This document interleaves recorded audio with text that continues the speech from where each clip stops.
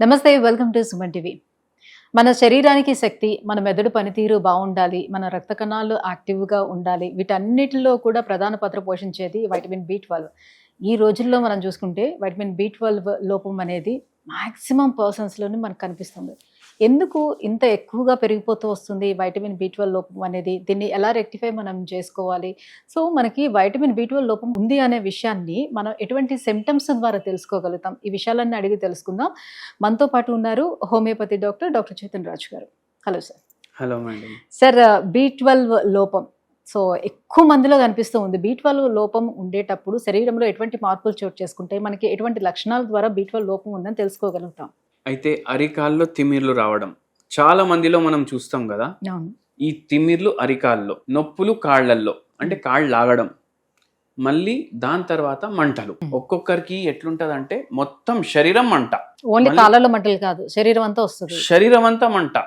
ఇప్పుడు కొందరు వచ్చి చెప్తారు బి 12 డెఫిషియన్సీ ఉన్న వాళ్ళు, అరే సార్ నాకు మొత్తం రోజు మంటనే అనిపిస్తుంటది, మొత్తం శరీరం హాట్ ఫ్లషెస్ వస్తాయి, ఇట్లా శరీరంలోకి వెళ్ళి హాట్ ఫ్లషెస్ వస్తాయి. మళ్ళీ దాని తర్వాత ఏంది అంటే ఆయాసం రావడం. ఇప్పుడు అందరికీ తెలియదు ఇట్లా ఆయాసం కూడా వస్తుంది బి 12 వల్ల అని.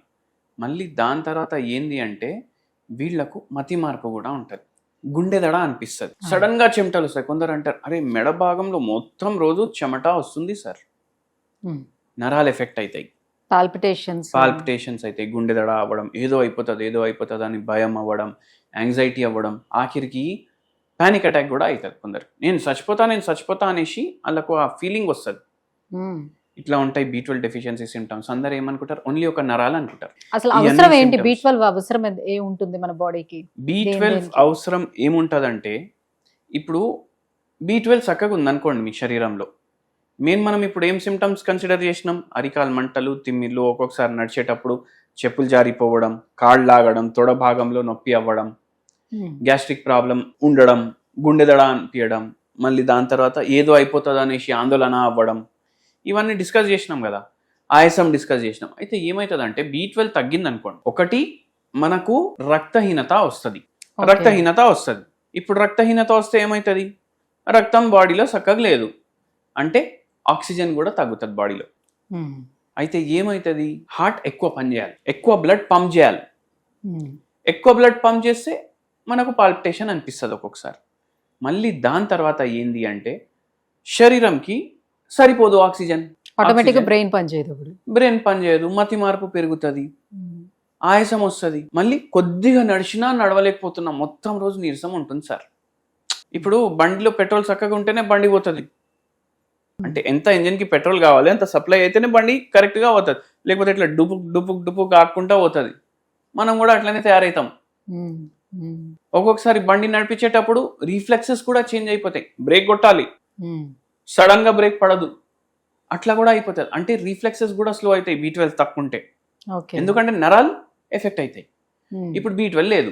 బి 12 కరెక్ట్ ఉంటే నరాలు ఏవైతే కొద్దిగా డ్యామేజ్ అవుతాయి కదా, అవి రిపేర్ కూడా అవుతాయి కదా. కొద్దిగా డ్యామేజ్ అయింది, అది రిపేర్ కావాలి, దాన్ని రీమైలినేషన్ అంటారు. అయితే ఈ మైలిన్ షీట్ ఏదైతే డ్యామేజ్ అయింది నరాల పైన ఉండేది, అది రీమైలినేషన్ అవుతుంది. దానికి ఇది కరెక్ట్ ఉండాలి. మళ్ళీ దాని తర్వాత మీకు బై ఛాన్స్ నరాలు ఏదైతే కరెంట్ పాస్ చేస్తాయి కదా, ఆ కరెంట్ కూడా చక్కగా పాస్ కావాలి అంటే బి 12 కరెక్ట్ ఉండాలి. ఎక్కువ ఇంపార్టెన్స్ ఈ నరాల మీద, మళ్ళా మన రక్తం మీద ఉంటుంది బి 12. మరి సో ఇది నెమ్మదిగా తగ్గిపోతూ వస్తుంది. తగ్గిపోవటానికి గల రీజన్స్ ఏముండొచ్చు అంటారు? అలాగే ఎలా దీన్ని రెక్టిఫై కూడా చేసుకోవాలి? తగ్గిపోవడానికి రీజన్స్ ఇప్పుడు ఒకటి పొల్యూషన్, వాతావరణం మొత్తం కాలుష్యం అవుతుంది కదా, దానివల్ల అవుతుంది. మళ్ళీ మనం ఫర్టిలైజర్ వాడతాం, ఫుడ్లో పెస్టిసైడ్లు వాడతాం, దానివల్ల అవుతుంది. దానివల్ల బి 12 అబ్జార్ప్షన్ లో తేడా వస్తుంది. ఇప్పుడు మీరంటారు అట్లా అంటే మటన్ చికెన్ తింటే వస్తుంది కదా, కానీ ఏమైపోతుంది అంటే మనం ఏం తింటున్నాం, వెజిటేరియన్ మనం ఏదైతే తింటున్నాం దాని మీద మొత్తం ఫర్టిలైజర్, పెస్టిసైడ్ అవన్నీ ఉంది కదా. మనం కోళ్ళకు పెట్టే ఫుడ్ లో కూడా పెస్టిసైడ్ ఉంటుంది, ఫర్టిలైజర్ ఉంటుంది. కోడి అది తిని అది ఫుడ్ చైన్ లో వచ్చేస్తుంది, దాన్ని బయోమాగ్నిఫికేషన్ అంటారు. అది అట్లా అయి ఏమవుతుంది, మళ్ళా మనకు మనం తీసుకుంటున్నాం. అయితే ఏమైతుంది ఇక్కడ ఫుడ్ చైన్లో ఏ చైన్లో అన్నా వెజిటేరియన్ ఫుడ్ చైన్ ఉన్నా నాన్ వెజిటేరియన్ ఫుడ్ చైన్ ఉన్నా అది మొత్తం ఎఫెక్ట్ అయిపోతుంది. మళ్ళీ మనం ఊపిరి పీల్చుకుంటున్నాం, ఎయిర్ ప్యూరిఫైయర్లు కొనేసి పెట్టుకుంటున్నాం ఇంట్లో. బయట అయితే ఎయిర్ ప్యూరిఫైయర్ ఉండదు కదా, ఎయిరే ఉంటుంది, అది కూడా కాలుష్యమైన ఎయిర్, అది కూడా పోతుంది. మళ్ళీ ఇవే కాకుండా ఏంటంటే ఇప్పుడు కొన్ని ఇంగ్లీష్ మందులు వాడతారు.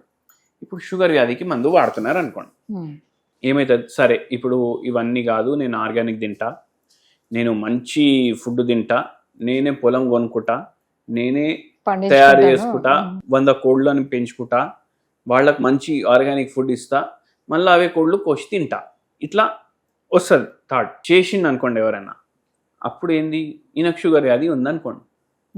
ఇప్పుడు షుగర్ వ్యాధి ఉంది, షుగర్ వ్యాధి ఉంటే కొన్ని మందులకి ఎట్లయితుందంటే over a period of time B12 absorption కాకుండా చేస్తుంది. ఇప్పుడు మెట్ఫార్మిన్ ఉంది, it inhibits the absorption of B12 అంటారు.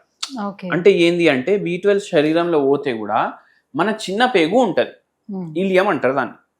ఈ ఈలియం పని ఏంది, B12ని అబ్జర్వ్ చేయాలి. ఇప్పుడు దీనికి ఏందంటే కరెక్ట్గా ఇంట్రిన్సిక్ ఫ్యాక్టర్ అనేసి ఒక ప్రోటీన్ ఉంటుంది, అది చక్కగా మాత్రలో ఉండాలి. కాల్షియం కూడా కరెక్ట్ మాత్రలో ఉండాలి. ఈ రెండు కరెక్ట్ మాత్రలో ఉంటే B12 అబ్జర్వ్ అవుతుంది. ఇప్పుడు డి డెఫిషియన్సీ ఉంది అనుకోండి, డి డెఫిషియన్సీ ఉంటే కాల్షియం కూడా డెఫిషియెంట్ ఉంటుందా లేదా, ఉంటుంది, అప్పుడు B12 అబ్జర్వ్ కాదు. సరే కాల్షియం కరెక్ట్ గా ఉంది, కాల్షియం మంచిగా ఉంది, మళ్ళా దాని తర్వాత ఇంట్రిన్సిక్ ఫ్యాక్టర్ కూడా మంచిగా ఉంది. ఇప్పుడు ఏమవుతుంది, మెట్ఫార్మిన్ వస్తుంది శరీరంలో. స్టార్టింగ్ లో ఏం కాదు, మెల్లగా వస్తుంది, కాల్షియంకి ఎఫెక్ట్ చేస్తుంది, అబ్జర్వ్ చేయకుండా చేస్తుంది, B12 అబ్జర్వ్ కాదు.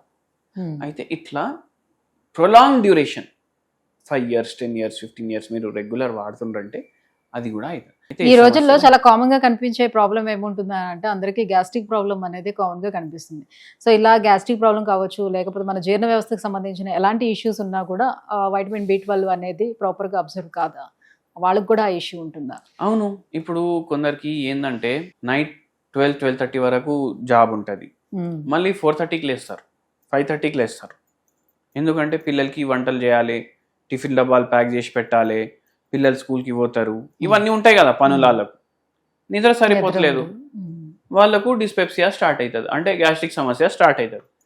మెల్లగా over a period of time ఇది గ్యాస్ట్రైటిస్ అన్నా చేంజ్ అయిపోతుంది, లేకపోతే ఏదో పెప్టిక్ అల్సర్ అయినా వచ్చేస్తుంది, లేదంటే by chance history of H. pylori infection ఉంది అనుకోండి, ఇంకా పెద్ద పరేషాని, ఈసోఫేజైటిస్ అవుతుంది, గర్డ్ అవుతుంది. అంటే ఏంటంటే మీ గట్ ఎఫెక్ట్ అయింది, మీ గ్యాస్ట్రిక్ ప్రాబ్లం అయింది, అప్పుడు కూడా మీకు B12 డెఫిషియన్సీ అవుతుంది. సో మరి హోమియోపతి ద్వారా మనం ఈ B12 డెఫిషియన్సీని ఎలా మనం రెక్టిఫై చేసుకోవచ్చు, అలాగే మనం తీసుకునేటువంటి ఆహార పదార్థాల ద్వారా కూడా B12ని ఎలా తీసుకోవచ్చు, ఇంటి చిట్కాలు ఏమైనా మాకు సజెస్ట్ చేస్తారా? ఇప్పుడు హోమియోపతి అంటే మీకు పేషెంట్ టు పేషెంట్ మందులు చేంజ్ అవుతాయి.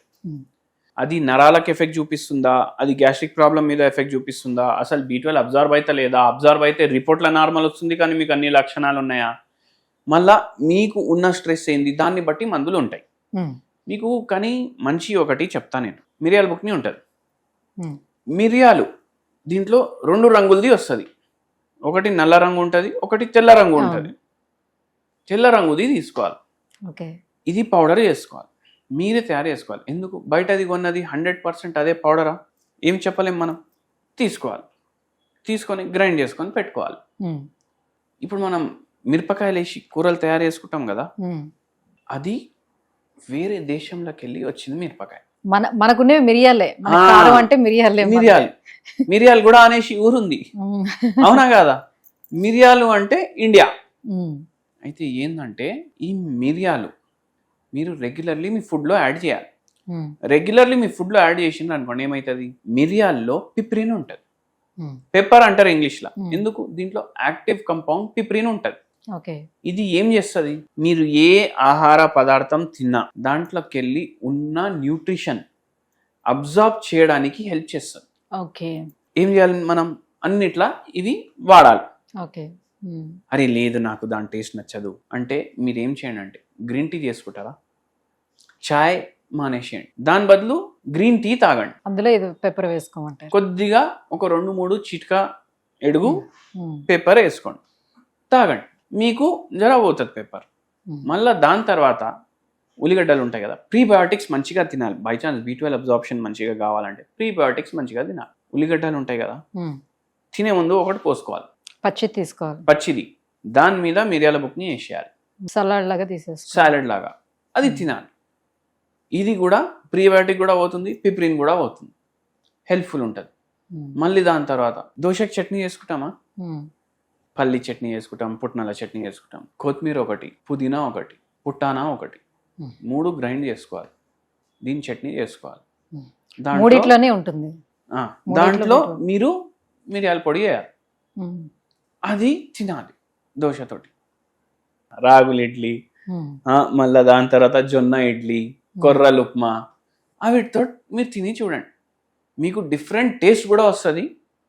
మీకు మళ్ళీ దాని తర్వాత అబ్జార్ప్షన్ కూడా మంచిగా చేసుకోవడానికి హెల్ప్ కూడా చేస్తుంది. సో హోమియోపతి మెడిసిన్స్ కూడా మనం తీసుకునేటప్పుడు మీరు దాన్ని అబ్జర్వ్ చేసుకోవటానికి కావాల్సిన మెడిసిన్ ఇస్తూనే B12 ఇస్తారా? B12 మనం తినే ఆహారంలోకి వెళ్ళి మంచిగా అబ్జార్బ్ అవ్వాలి ఒకటి. ఇంకోటి ఏంది అంటే అబ్జార్బ్ అయినాక దాన్ని వాడుకోవాలి కదా. కొత్త బట్టలు ఇప్పుడు పెళ్లికి ఒక చీర కొంటారు, ఎంత పెట్టి కొంటారు? 1,00,000 కూడా పెట్టి కొంటారు, 10 లక్షలు కూడా పెట్టి కొంటారు. మళ్ళీ ఎప్పుడు వేస్తారు? ఒకసారి. దాని తర్వాత వేయరు కదా చాలా మంది. అట్లా ఉండొద్దు B12 పరిస్థితి. కొనేసుకొని పెట్టుకున్నామని కాదు, మళ్ళీ వాడుకోవాలి. అయితే అది హోమియోపతి మందు చేస్తారు. Thank you sir. సో చాలా మంది వైటమిన్ B12 లోపంతో సఫర్ అవుతున్న వాళ్ళు మాక్సిమం మెంబర్స్ మనకి కనిపిస్తున్నారు. సో అలాంటి వాళ్ళకి ఈరోజు మీరు చెప్పేటువంటి చిట్కాలు చాలా ఉపయోగకరంగా ఉంటాయి. అండ్ హోమియోపతిలో కూడా మనకి ఎటువంటి మెడిసిన్స్ ఉన్నాయనే విషయాలను కూడా తెలియజేశారు. Thank you so much.